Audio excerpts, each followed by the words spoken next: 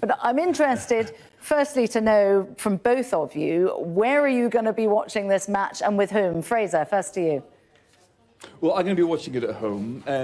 My wife has invited half of her Swedish friends to come along, so we're going to have a little blue line in the middle of the lounge. We're Swedish food on one side and English food on the other for the English guests. My problem, though, is I'd rather hope to have my sons on my side, given that they were born in England and grew up in England. But to my dismay, they seem to be cheering on Sweden. So we've been having talks about, national identity over the last few days, but I'm losing this argument, I'm afraid. So far, we're going to have a pretty biased living room. OK, all right. And Mats, what about you? Well, I have a couple of locations still sort of in the mix, but I think it's probably going to land on watching it together with 200 other Swedes up in Maribor. So I will be Swedes tomorrow, I think. It's difficult, isn't it? I can speak about this from a personal perspective because my husband's German and my kids support Germany. It's very difficult when your team or their team is playing England because you can't really be out in public and cheering on the non-English side, can you? I mean, what do you think about that, Mats?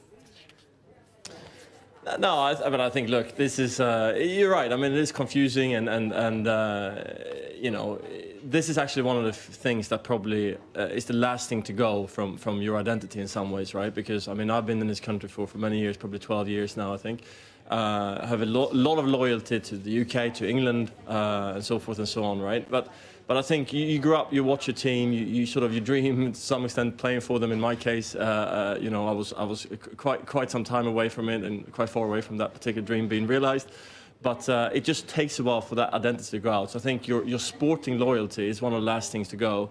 But, so far here, particularly in London, but also in the UK and England, people have been really great about it. This is seen as something which is good sport and has been a great World Cup so far. I guess you're lucky that it's Sweden and not Germany where you come from in that case.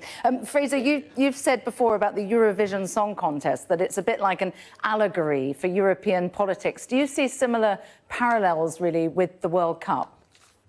No, not really, because there's no voting. It's the voting which makes Eurovision so much fun and which allows you to see into the soul of Europe and that wonderful evening that Eurovision lays on. In football, this is quite simple. You cheer for your team. And that's pretty much the same the world over. The difficult question is what is your team? I mean, as a Scot, I have to say, I was not brought up used to cheering England. You go into a Glasgow pub, you probably find more Sweden supporters in Glasgow Saturday than any other city outside of Sweden. That's always been the way. But now that I've been in England for 20 years, I'm quite an enthusiastic England fan. But to me, the funny thing is you're saying that your kids support Germany. I was really surprised to find out that my kids, when forced to choose, would go for the country that they hardly ever see. So I guess it's these kind of events where very rarely do you have to put one over the other. But when the crunch comes, what do you do? And yes, so why did they opt for Sweden then? Well, I was asking them this. I actually recorded a little podcast for fun with them yesterday, questioning them. And they were saying that, well, my son's saying, well, this blood is half Scottish and half Czech. I mean, my wife's from a Czech immigrant family.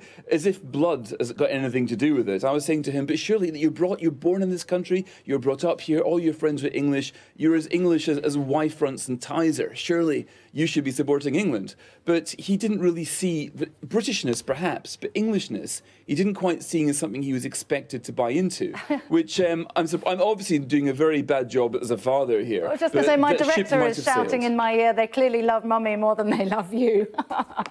Well, it could well be that maternal influence. I don't know. I got home last night to find Swedish flags draped tauntingly all over the house to wind me up. Maybe they like winding me up. I don't know. But it was a small country. Not often does it. And Alex, my eldest, takes the view that Sweden is the underdog because it's a smaller country. Only 10 million souls in Sweden, 60 million in Britain. So he should support the underdog. But that aside, he just wants to cheer for Mummy's country.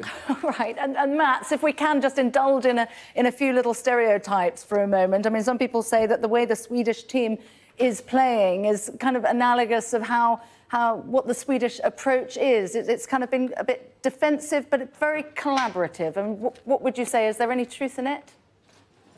I think it's truth in that. I mean, I hear some English football commentators talk about the Swedish team being boring. You know, I call that winning, which is a different matter. You know, but of course, the Swedish football team is in many ways kind of reflecting what Swedish society has traditionally been, which is a lot of emphasis on the collective. You know, the sum is greater than the individual parts, and very much focus on the team and everyone playing its own role. And it's interesting actually because. You know, you talk about, I mean, of course, we know that the UK is a quite polarised place at the moment, and you know, things are a little bit sort of, you know, tense when it comes to the politics. Sweden is actually in itself going through some of that as well. It's an increasingly polarised country compared to where it used to be in terms of its politics and society. And it's interesting to see how in both countries, the national teams and the respective managers actually have kind of come into that space, come into that environment, and almost fulfill sort of a unifying role. And of course, that is, you can argue, one of the positive effects of these games, irrespective of who you cheer for. But of course, Sweden is not, if you think about football-wise, Sweden does not have any particularly great players individually, if you speak individually.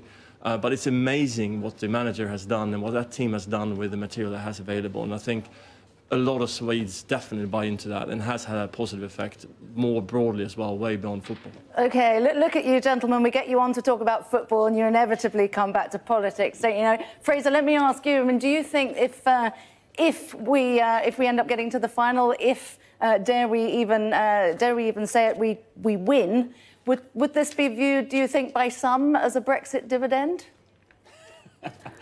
I think the most obsessive Brexiteer or Europhile would struggle to read anything Brexity into the performance of the English football team. People do try to do it to Eurovision, saying that Britain does badly there because of anti-British sentiment. No, our songs are rubbish, that's the reason. But our football is quite good. Britain's better at football than, you know, we're a world leader in this kind of thing.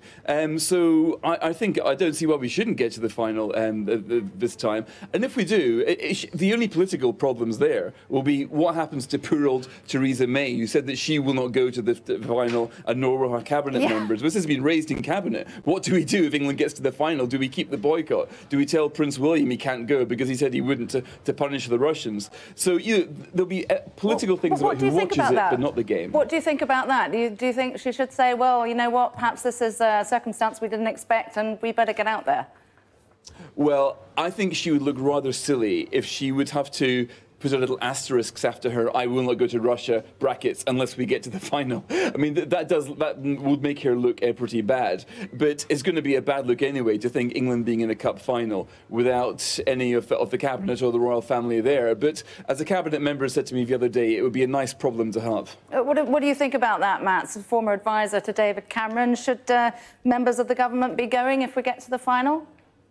Oh God! Well, you know, obviously in this particular instance, I support Sweden, so I hope that number 10 will not have that problem to take into account in the first place. I wouldn't possibly comment, but I think you know, it's not a great look if you're not there, right? But nonetheless, look, it's the game tomorrow. You know, I would expect a Sweden victory, so that is not something that number 10 hopefully will have to take into account. OK, now I know you're supporting Sweden, Fraser. I know you're supporting England. My final question I want to know from both of you is: have you caught yourself singing "Football is Coming Home" at any point, Matt?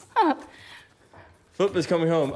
No, I have. That is not a lyric. That is not a song. I have songs so far. I have various other you know, lyrics and songs that I have sort of performed with a sort of southern Swedish accent, but not "Football Coming Home," not yet. I'm sure there's a Swedish version of that we'll be singing tomorrow, though. I was playing it on the piano last night, teaching my kids the words. I think it's part of their, obviously a big part of the national picture they haven't got. YouTube is full of wonderful sort of memes. There was a great one of Putin playing the piano, and somebody superimposed the tune of "Football's Coming Home" while Putin's playing it. It's absolutely classic, and I think this is yet again the song of the summer. OK, Fraser Nelson, Mats Persson, thank you very much indeed.